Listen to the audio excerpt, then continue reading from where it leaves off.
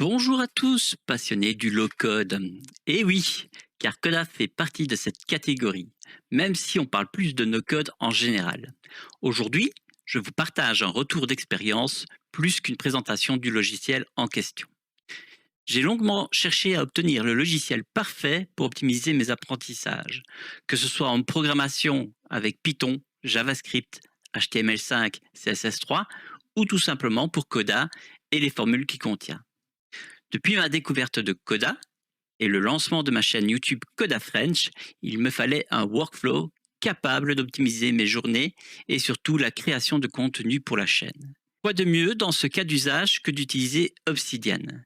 Il me permet d'écrire mes scripts, de planifier mes journées, de créer un modèle pour être réutilisé dans chaque description des vidéos, mais il me permet également d'utiliser un système de Kanban, d'indexation avec le plugin DataView que je vous présenterai un petit peu après, et qui vous permet donc de créer l'indexation de tout chapitre que vous pourrez créer. Mais Obsidian, ce n'est pas qu'un simple outil de prise de notes à base de Markdown. Markdown, c'est un langage qu'on utilise pour pouvoir baliser son texte et obtenir, par exemple, la possibilité de mettre des liens directement sur un mot-clé, comme c'est le cas ici sur le mot Markdown. Il possède également un moteur de recherche interne puissant et une partie graphique sous forme de petits points. Et c'est bien là que réside toute sa puissance. D'ailleurs, on le voit ici, à droite, vous avez donc cette petite représentation des points en question qui vous permet de dire qui est lié et à quoi il est lié. Si je prends l'exemple ici, par exemple, de l'index du cours de Python, on voit bien qu'il est lié à plusieurs sous-sections. Donc, je vais zoomer un petit peu pour vous montrer. Donc là, on voit bien que... attendez, peut-être que ce sera plus simple si je le mettais en grand. Ça, vous le verrez. Alors, s'il veut bien, voilà. Donc, comme vous voyez, c'est assez grand, quoique le mien était encore très très petit, mais c'est représenté par plusieurs connectivités qui sont indiquées également par des flèches. Vous voyez, ici, il y a des flèches qui disent tel fichier va vers tel endroit, et ainsi de suite. Donc, celui-ci rejoint donc l'index du cours en question. C'est très pratique parce que du coup, vous savez la matière que vous avez vue, dans quel ordre vous l'avez vue en général, puisque c'est vous qui l'avez créé, mais ça vous permet aussi d'avoir des idées. Et c'est là que je trouve l'outil intéressant et assez puissant, dans le sens où vous allez pouvoir utiliser ce système pour vous dire, ben, par exemple, moi je dois faire une vidéo sur tel ou tel contenu qui est en relation avec un sous-contenu qu'on aurait vu dans une précédente vidéo. Et ça, c'est vraiment assez puissant. Hein, comme vous pouvez le voir, ici par exemple pour Coda, si je clique dessus, ça va m'ouvrir la page en question et ainsi de suite. Hein, il y en a plusieurs, le projet wiki par exemple. Donc j'avais réalisé sur le forum un projet Wikipédia, enfin Wikipédia entre guillemets, hein, communautaire, que je vais vous présenter rapidement. Voilà, donc ça ressemble à ceci. Et donc, moi, j'avais commencé à concevoir le projet et je l'ai présenté ensuite sur le forum. Ça m'a permis d'abord de pouvoir structurer correctement le projet et de le présenter d'une façon qui soit suffisamment intéressante pour que les gens qui sont sur le forum de Coda et les employés de chez Coda puissent se dire: «Ah oui, c'est vrai que c'est pas mal, c'est intéressant, il y a des choses à faire» et ainsi de suite. Parce que l'air de rien, il y a quand même un travail assez conséquent à faire, puisque je compte traduire tout dans les langues indiquées. Donc évidemment pas tout seul, hein, puisque sinon je ne m'en sortirais pas. Mais voilà, vous avez compris un petit peu le but. Si je prends par exemple en français, voilà, donc vous avez le tableau avec toutes les formules. Il y en a un petit paquet d'ailleurs, hein, l'air de rien, on ne se rend pas compte, mais de mémoire, je crois qu'il y en a plus d'une centaine facile. Alors je vais descendre jusqu'en bas, s'il veut bien. Hop, plus d'une centaine, je suis même plus à 190 formules exactement. Donc voilà, c'est un travail assez conséquent et je voulais le partager avec la communauté et réaliser quelque chose d'un peu plus structuré que le simple document de présentation des formules qu'ils ont mis à notre disposition. Alors, je vais l'ouvrir dans une autre table que voici. Donc ici, on a bien la page avec les formules, mais vous voyez que l'exemple est assez maigre d'informations. Et donc, mon but était de prendre les formules et de donner dans un canvas comme ici des exemples dans les langues indiquées pour pouvoir permettre aux utilisateurs, qu'ils soient nouveaux ou non, de mieux comprendre l'utilisation de ces formules en question. Préparer ce genre de sujet, puisque vous voyez, c'est beaucoup plus facile de concevoir un document assez long comme celui-ci et de le présenter ensuite proprement. Donc ça, c'est un des cas d'utilisation que j'ai. Et le deuxième cas, c'est surtout aussi quand je commence à indexer un petit peu et de créer un index de cours, par exemple, comme pour Python. Vous voyez qu'avec le plugin DataView, je peux voir tout ce qui est en relation avec Python, donc comme le scrapping, etc., et avoir donc les fichiers en question et pouvoir y accéder très rapidement sans devoir chercher dans la liste d'arborescence de tous les mots qu'il y a, etc. Parce que, vous voyez, ça peut vite être un vrai bordel, comme on dit, hein, parce qu'on ne se rend pas compte, mais il y a énormément de choses dans ce contenu. Donc ça, c'est une des choses pour lesquelles j'aime utiliser Obsidian en plus de Coda, parce que ça me permet de mieux structurer les informations. La raison supplémentaire, c'est que je peux organiser donc ma journée ou même ma soirée ou peu importe d'ailleurs. Ici, là, c'est l'organisation de la vidéo. D'ailleurs, vous voyez bien que pour mon planning, j'ai commencé à établir mon planning avec le plugin des planeurs. Et ici en dessous, ben, j'ai une timeline qui défile en fonction de l'avancement de celui-ci. Alors, les heures sont aléatoires ici, hein, j'ai pas mis les heures exactes, mais c'est pour vous donner un ordre d'idée sur l'utilisation. Je l'utilise également dans le but de réaliser un template de la description que je mets dans YouTube. Pourquoi est-ce que je fais ça? Parce que déjà de un, ça me permet de gagner énormément de temps et de plus, bah, je n'ai plus qu'à faire un copier-coller. Donc je ne fais pas 2 fois le travail et c'est vraiment pratique de vérifier que tout fonctionne bien, que tous les liens sont là, de n'oublier personne, et cetera. D'ailleurs, en parlant de liens, je vous ai mis en description le lien de Baptiste Carpentier, donc je vous l'ouvre de suite. Hop, voici l Bonjour à toutes et à la tous, la j'espère que vous fenêtre. allez bien. On se retrouve pour Alors, une... désolé pour le son. Donc lui, il présente, un petit bonus que je vous présenterai à la fin, qui est le navigateur, Sidekick et il y aura aussi le lien de booster votre productivité qui vous parlera du plugin Excalidraw, qui est vraiment un plugin assez pratique à utiliser pour faire, un petit peu comme Miro, pour ceux qui connaissent. Donc voilà. Alors ensuite, ce qui est bien aussi dans Obsidian, c'est qu'il possède un moteur de recherche puissant.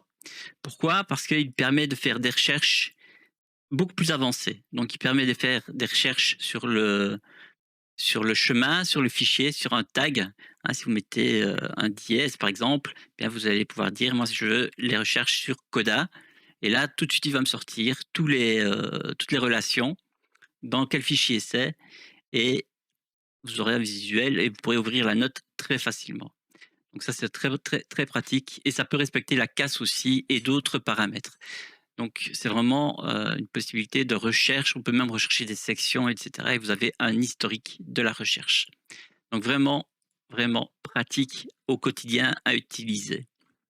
Donc en plus de ça, comme je vous ai dit, vous avez une arborescence qui est toujours visuelle avec, cette partie graphique. Donc actuellement, je suis, sur mon fichier script, mais si je clique par exemple sur les variables, on voit bien que ici, je suis bien sur le dossier des variables et il s'adapte en fonction. Alors c'est beaucoup plus pratique évidemment comme ceci de voir qu'est-ce que j'ai vu dans ce contenu et qu'est-ce que j'aimerais bien revoir par exemple, hein, parce que bon, c'est bien de voir une matière, mais il arrive parfois qu'on ne se souvienne pas. Et donc ici justement j'ai un Kanban qui me permet de dire bah voilà tiens moi j'ai appris telle leçon, j'ai commencé à comprendre comment l'utiliser.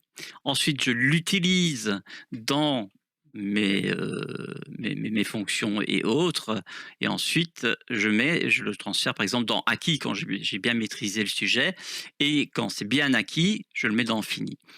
Mais alors, l'avantage de mon système, en plus, c'est qu'une fois que c'est fini, au bout d'un certain temps, pardon, on se rend compte que peut-être que je ne me souviens pas de tout. La PO, qu'est-ce que c'est réellement? De quoi ça parle? Et cetera. Je m'en souviens pas. Eh bien, du coup, je vais le faire reglisser dans «à revoir». Et là, c'est très fort parce que ça veut dire que vous faites une boucle sur votre apprentissage et ça vous permet de ne jamais oublier vos connaissances et de revenir facilement sur un sujet que vous auriez déjà vu préalablement. Il possède vraiment donc énormément de plugins et comme je vous disais, le plugin Excalidraw, voilà, c'est celui-ci. Donc, il vous permet de faire, comme dans Miro, des graphismes qui vous permettent donc, dans le cas de Coda, de préparer des tables, de faire les liens. Attention, moi, ben voilà, cette table, elle sera reliée à celle-ci à celle-là par tel et tel élément. C'est vraiment génial. Et au quotidien, franchement, c'est un gain de temps impressionnant. Et du coup, en plus, je peux faire un screenshot, je peux l'exporter et ainsi de suite, et le même l'intégrer dans Coda directement si j'en ai besoin pour me souvenir de ce que j'avais fait sans devoir jongler à nouveau d'un logiciel à un autre. Donc franchement, je vous recommande vraiment l'utilisation de ce plugin.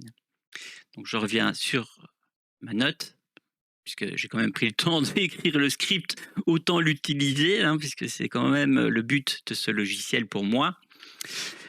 Donc vous avez plein de plugins et en plus il y a eu des ajouts. C'est la version 1.03, donc il y a eu plein de nouveautés et les nouveautés qu'on a ici, ce sont les tabs. Avant, on avait toutes les tabs comme ceci et c'était un peu galère. On utilisait un plugin qui s'appelle Sliding Pane et alors ce qu'on faisait, c'est qu'on avait donc là je les stack pour vous montrer et alors on avait un genre de panneau glissant, hein, qu'on faisait défiler comme ceci pour avoir les notes. Alors c'est bien, mais c'était vraiment pas, ergonomique à l'utilisation quotidienne. C'était plus une galère qu'autre chose. Heureusement, ils ont adapté et ils ont conçu un système multitab avec un split, aussi bien, de gauche à droite, de droite à gauche, de haut en bas et ainsi de suite, hein, comme vous pouvez le voir. Et ce qui est bien, c'est qu'ils mémorisent en plus dans chaque partie ouverte, dans chaque tabs ouverte, l'historique. Par exemple, ici, vous voyez bien que je n'avais pas l'historique Excalidraw. Si je fais maintenant avec ma souris, j'ai un petit bouton sur le côté qui me permet de faire un retour de navigation en arrière. Eh bien, je reviens en restant sur la même page pourtant sur mon dessin Excalidraw. C'est quand même impressionnant ce petit bonus qu'ils nous ont rajouté. C'est vraiment excellent. Hein, donc, ici, donc j'avais bien parlé du projet, donc ça c'est fait. Oups, désolé pour le petit switch. Alors le projet wiki et le projet vidéo YouTube. Donc comme je vous dis, il y a un système de notes quotidiennes que j'aime beaucoup utiliser, mais en fait d'écrire un peu tout et n'importe quoi. Par exemple, dans la journée, vous n'avez pas le temps d'écrire une note complète, eh bien vous allez pouvoir y écrire ici donc quelques informations, quelques mots-clés pour vous dire: «Ah oui, j'ai eu telle ou telle idée dans ma journée et donc je vais pouvoir, la réutiliser, dans un document, dans une note pour faire, par exemple, une vidéo YouTube ou même une note complète», hein. Vous faites ce que vous voulez par la suite évidemment. Moi ici, j'avais commencé à écrire quelque chose, hein, pour voir quel sujet traiter, sur Obsidian et cetera et cetera et donc voilà, ça commence comme ça et puis vous transformez votre note quotidienne en une note complète, que vous intégrez ensuite dans, votre description ou dans ce que vous voulez. Alors, donc ceci, c'était la présentation de Obsidian assez vague. Je vous ai mis donc en description les liens vers les youtubeurs qui en font des démonstrations complètes et bien plus poussées que celles que je vous donne ici. Mais ce n'était pas mon but ici, c'était juste de vous montrer un workflow qui est vraiment efficace, qui me fait gagner un temps de dingue à chaque fois que je dois faire une vidéo. Avant, je faisais à l'impro. Maintenant, je commence à préparer mes scripts et donc de tout mettre en place pour que ça soit rapide et efficace. Et franchement, je commence à voir la différence. Je manque encore un peu d'expérience, parce que évidemment lire du texte n'est pas toujours évident et l'expliquer en même temps encore moins. Donc vous excuserez mes bafouillements, j'espère en tout cas. Et voilà. Donc je tiens aussi également à remercier donc toutes les personnes qui me font confiance, donc les 54 abonnés actuels. N'oubliez pas également de vous abonner, de liker et ainsi de suite. Et comme je vous l'avais dit, en plus, en bonus, je vais vous présenter un navigateur web qui pour moi, est vraiment une révolution en soi, dans le sens où vous pouvez utiliser du multi-compte très facilement, sans devoir changer de fenêtre. Donc ici, par exemple, vous avez aussi la possibilité d'avoir plusieurs sessions. Là, j'ai la session pardon, Coda French, mais je pourrais très bien ajouter la session perso ici et d'y intégrer, par exemple, je ne sais pas, moi, je vais ouvrir cette fenêtre. J'aurais d'abord du switch, pardon, donc je vais l'activer, voilà. Donc vous voyez, ça m'efface tout le contenu. Et je peux dire que je vais ouvrir par exemple, qu'est-ce que je vais ouvrir? Bah, YouTube, par exemple. Hop, je vais ouvrir, une vidéo, une deuxième vidéo et ainsi de suite. Et quand je vais revenir sur mon plan, Coda French, donc sur, ma session, pardon, eh bien, j'aurai à nouveau tout mon contenu comme si je n'avais rien changé. Et ça, c'est très puissant parce que ça évite d'avoir 10 000 onglets ouverts et de ne plus s'y retrouver. Donc ici, j'ai pu épingler, par exemple, ma chaîne YouTube.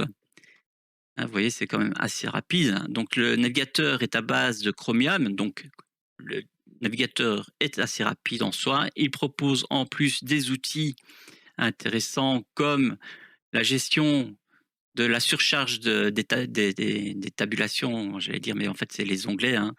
Par exemple, si vous lancez une vidéo qui est très gourmande et qu'elle surcharge votre navigateur, eh bien, ce sera indiqué. Vous aurez un petit message d'alerte vous disant: «Attention, tel onglet consomme trop». Vous avez aussi les intégrations. Donc ici, moi, j'ai l'intégration de mon calendrier, mais il y a d'autres intégrations possibles. Donc les intégrations, c'est les apps, comme on les appelle. Ici, en plus, ce qui est bien, c'est que d'un clic, vous pouvez mute les notifications. Donc, pour ne pas être dérangé, hein, surtout quand on tourne une vidéo, on n'aime pas avoir trop des pop-up qui polluent la vidéo, devoir les cut et ainsi de suite.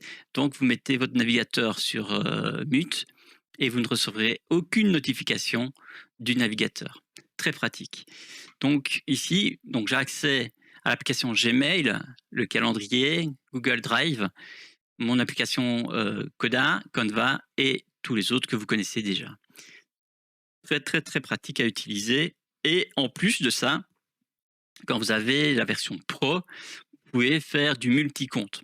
Donc ici, je suis sur un compte de base, mais comme vous pouvez voir, je peux switch sur un compte privé et je peux en rajouter un certain nombre. Je n'ai pas vraiment, vu combien je pouvais en rajouter, mais je pense qu'on peut monter facilement jusque 5. C'est assez pratique en soi. C'est le seul navigateur à ma connaissance qui permette ce genre d'utilisation et qui donc du coup vous permet de gagner pas mal de temps. Alors comme vous voyez, vous avez des raccourcis clavier, hein, donc le Alt W ici vous permet de revenir à la session que vous avez conçue juste avant, donc la session perso, et donc de revenir exactement là où vous en étiez. Ça c'est quand même extraordinaire, c'est très facile à utiliser, c'est rapide, c'est fluide. Franchement, je pourrais en parler pendant des heures, mais je ne suis pas sponsorisé par Sidekick, ni par qui que ce soit d'ailleurs. Et j'espère de toute façon ne pas devoir, le faire parce que je ne veux pas ajouter de publicité sur mon contenu. Je préfère, me fier à ma communauté, voilà, et progresser comme ça, voilà. Donc j'espère que cette vidéo vous aura plu. Donc n'oubliez pas de liker, de vous abonner, de cocher toutes les notifications et s'il vous plaît, prenez le temps de me laisser un petit commentaire. Dites-moi ce que vous pensez du contenu que je vous offre et qu'est-ce que vous aimeriez, vous, de votre côté, que je fasse pour améliorer votre expérience de Coda au quotidien. Si vous voulez que je vous fasse une démonstration, je ne sais pas moi, d'une conception d'une base de données sur un projet, X ou Y, eh bien, il n'y a pas de souci, je peux vous en préparer une, mais pour ça, évidemment, il faut que vous me le demandiez parce que Coda est tellement vaste, il propose tellement de choses que je ne peux pas, me dire: «Aujourd'hui, je vais faire une vidéo sur ça ou ça ou ça», parce que peut-être que vous, ça ne vous intéressera pas directement. Donc merci d'avance et je vous dis à bientôt dans une autre vidéo.